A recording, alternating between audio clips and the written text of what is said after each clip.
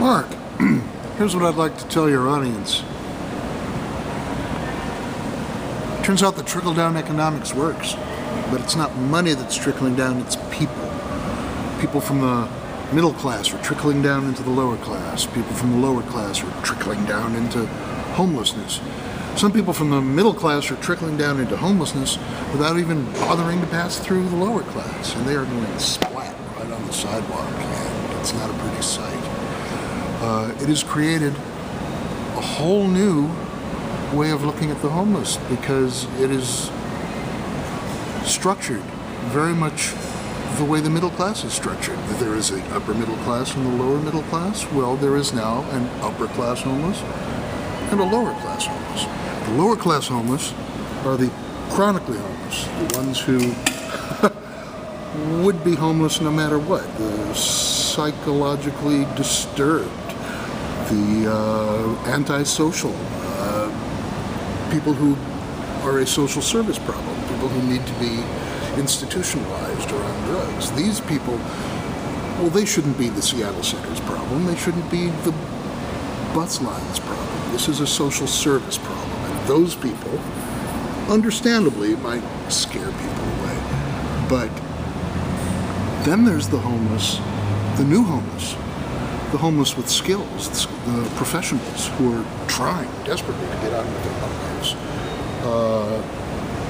These homeless have laptops and they have cell phones and they are connected to the world and they are just victims of unfortunate circumstances like myself.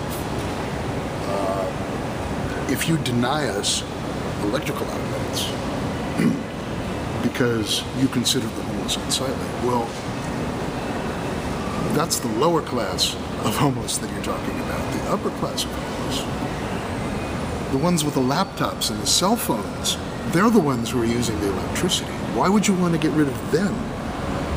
You want to get rid of the crazies, the ones who are genuinely disturbed and who do in fact scare people away, including me. I do not like being part of this group. Nobody likes being homeless.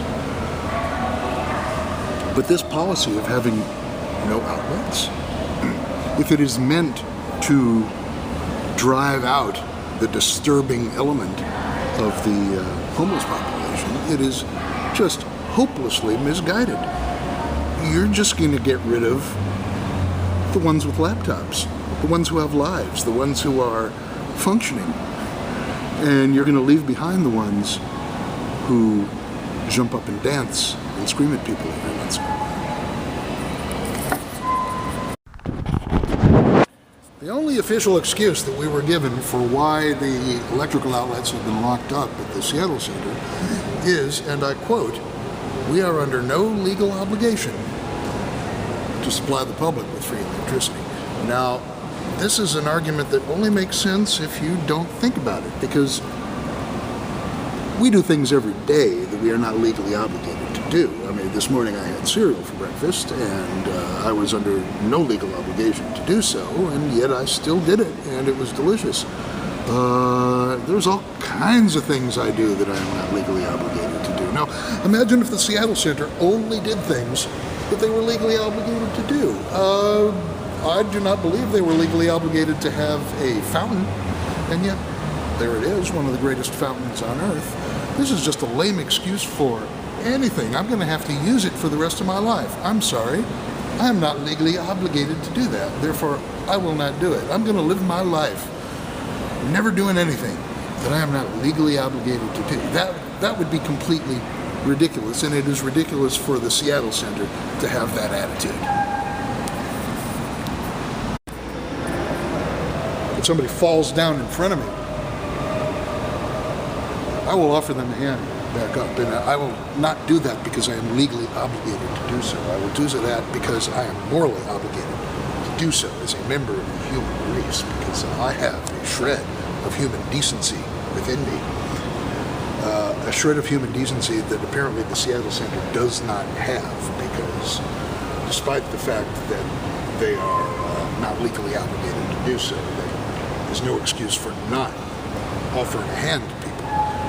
This is a policy that is having direct effects upon the disadvantaged.